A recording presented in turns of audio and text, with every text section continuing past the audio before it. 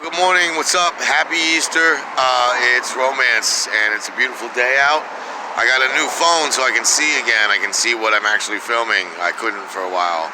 And if you've been trying to get a hold of me the last 48 to 36 hours, the reason you haven't been able to get a hold of me is because my phone was destroyed by rain and misuse and a thousand other things. But that is not today's show. Today's show is about Easter and the history of Easter. I'm not really going to get too much into the modern aspect of it because I didn't do my research on it. Mostly what I got for you here today is ancient sources and like the old what the hell this holiday is all about. All right. Now Easter is the a mispronunciation of the goddess Ishtar. Ishtar is a Babylonian goddess. Babylonians are basically another word for Akkadians. They are like Arabic people who took over the Middle East in antiquity, and they took it from Indo-European, basically white people that had a civilization called Sumer, where the Tigris and Euphrates rivers dump into the Persian Gulf. And they were their version of Inanna of Ishtar was a goddess named Inanna, and Inanna was in love with the sun god. Inanna was kind of the moon goddess. Okay, she was also the goddess of love. She was also the goddess of war, and she was also the goddess of harlots. A harlot is, for lack of a better term, a hoe, a hooker. So, that's what she did. And now she, somehow or another, somehow in the cosmos, a boar killed her husband, the sun. And she wanted to bring him back, and somehow she magically, she conceived through the sun rays of light that were left from the sun. And with that, she fell to earth as an egg into the Euphrates River. An egg fell into the Euphrates River, and when it cracked open, it was her son, Nimrod. Nimrod is also, he was a king. He was a king of a city called Uruk. He also is known as Gilgamesh, but the Bible and most Semitic peoples don't call him Gilgamesh. That's a newly discovered modern translation of that name. What antiquity tells us his name is Nimrod. The Bible refers to him as Nimrod. It also refers to Babylon as Erech. So somehow the fertility of this goddess and of the moon and the 28-day cycle of the moon coinciding with the cycles of a woman, also the cycle of the earth, like somehow it has to do with spring and rebirth. And I guess when that god was reborn, his name was Baal, Baal, and that's where that he is somehow Baal worship. Now Baal worship is a Semitic religion, but it's all over the Bible. Jezebel, Hannibal, they contain that name in their word, they contain that word in their name.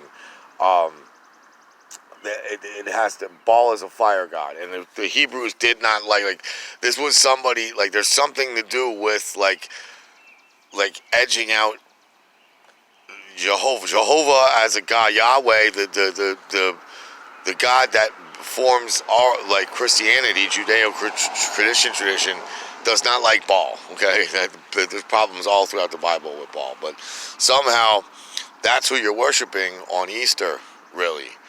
And it's it's a death. There's an immaculate conception. There's gods impregnating humans. There's humans that are godlike. Everything that is in the Jesus story is in this story. So it makes sense that thousands of years after the fact, Jesus, like we think of Jesus as ancient history 2,000 years ago.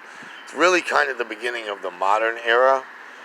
But anyway, from then on in, I guess it was good luck, and this was a big holiday in the Middle East. Like, you got to remember, most of Middle Eastern history has not been Judeo-Christian; it has been pagan. So this was a big holiday in the Middle East, and I guess the idea of egg now, and this wasn't just in this was something that Indo-Europeans had in Europe as well, not just in the Middle East. They also had shit like this in India, wherever they went. So in Europe, I know the idea of a like Europe, just up till 500 years ago, was covered in trees. It was a forest. So the idea was, since eggs are sacred to this holiday, and it's rebirth, and it's spring, and also the rabbit is fertility. The rabbit symbolizes fertility. Also, the rabbit is the god who died, Inanna's husband, god who died. Like, that was his animal, the rabbit. So somehow, and because he got killed by a boar, that's why we eat ham on Easter. The reason we go for so many eggs, like the idea with the egg, is for the fertility, the rebirth, to symbolize the rebirth of this new sun god, the son of the goddess who was born.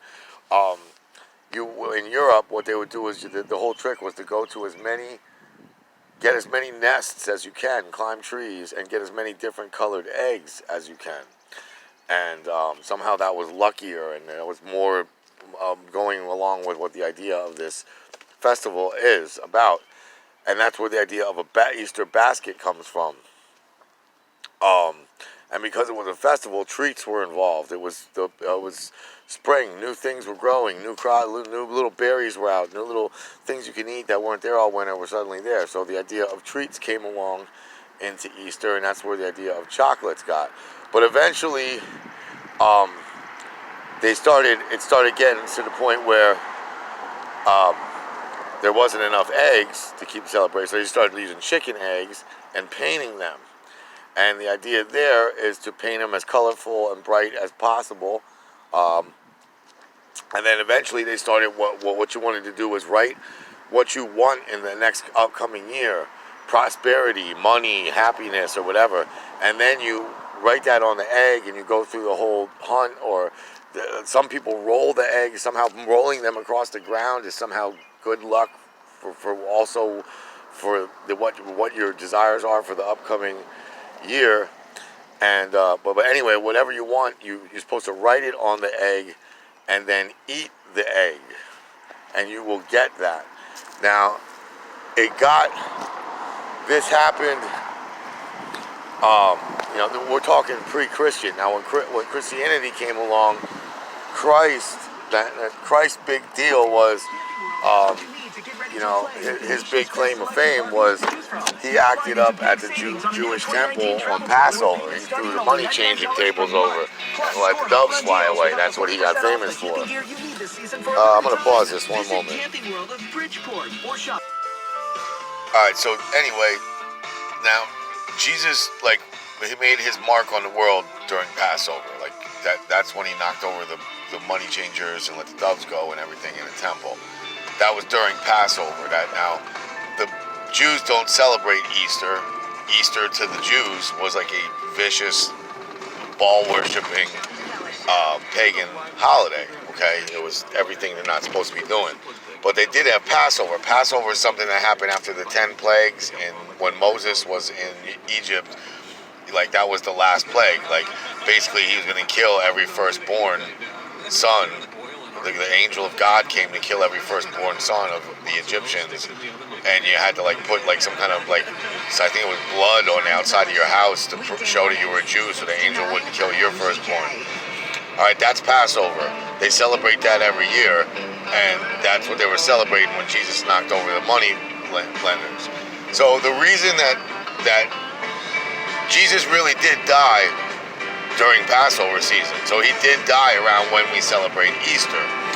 We celebrate Easter. The church goes now, and then Jesus' death went on to go the Christian church used his death and the time of Passover to make it the holiday of his death, which is Easter. They just absorbed this old holiday, which was about fertility and the death of a pagan god, the death and rebirth of a pagan god to like use it as like a symbolism for the death and rebirth of this new god, Jesus.